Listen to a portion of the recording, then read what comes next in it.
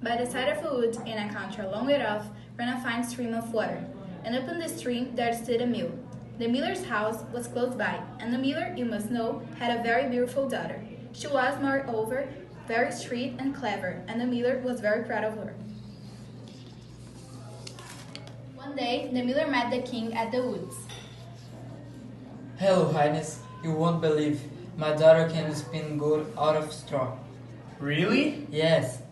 If you are saying the truth, I will order my guards to take her and bring her to me. Then the king took the miller's daughter to his palace. There he led her to a chamber where there was a great heap of straw and gave her a spinning wheel. All this must be spun into gold before morning, as you love your life. The chamber door was locked and she was left alone. Oh no, what am I going to do now? Good morning to you, my good lass. What are you waiting for?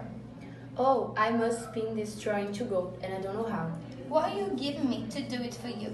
My necklace. He took her at her word and sat himself down to the wheel. Right about, lo and behold, reel away, trying to gold. The work was quickly done, and the straw was all spun into gold. When the king came and saw this, he was very pleased, but he wanted more. Oh, this is good, but it isn't enough. Do more. Then she didn't know what to do and sat down once more to weep.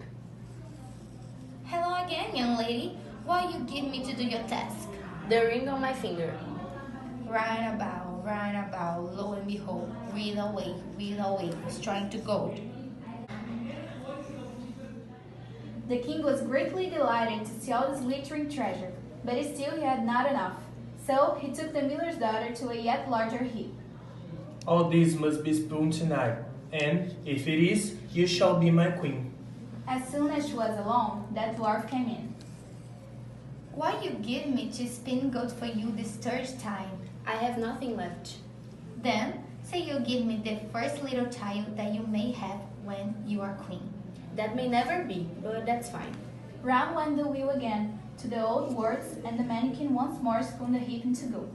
The king came in the morning, and finding all he wanted, was forced to keep his word. So he married the miller's daughter, and she really became queen. At the birth of her first little child, she was very glad, and forgot the dwarf and what she had said. But one day he came into her room.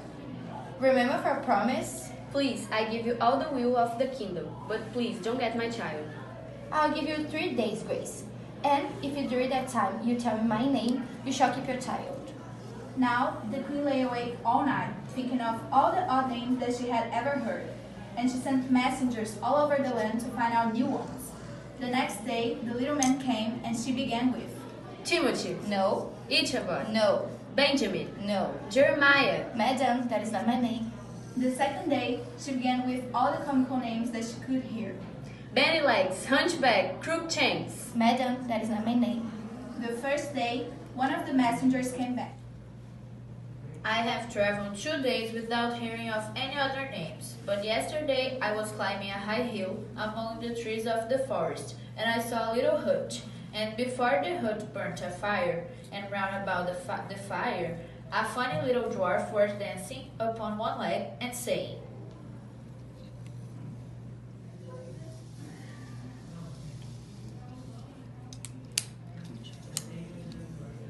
Merrily the feast I'll make. Today I brew, tomorrow bake. Merrily I dance and sing. For next day will a stranger bring. Little does my lady dream. Rumpelstiltskin is my name. When the queen heard this, she jumped for joy, and as soon as her little friend came, she sat down over her throne. Now, lady, what is my name? Is it John? No, madam. Is it Tom? No, madam. Can your name be Rumpelstiltskin? Someone told you that. Someone told you that. Cried the little man. Then he made the best of his way off, and all the court jeered at him for having had so much trouble for nothing. I wish you a very good morning and a merry feast, Mr. Rumpelstiltskin.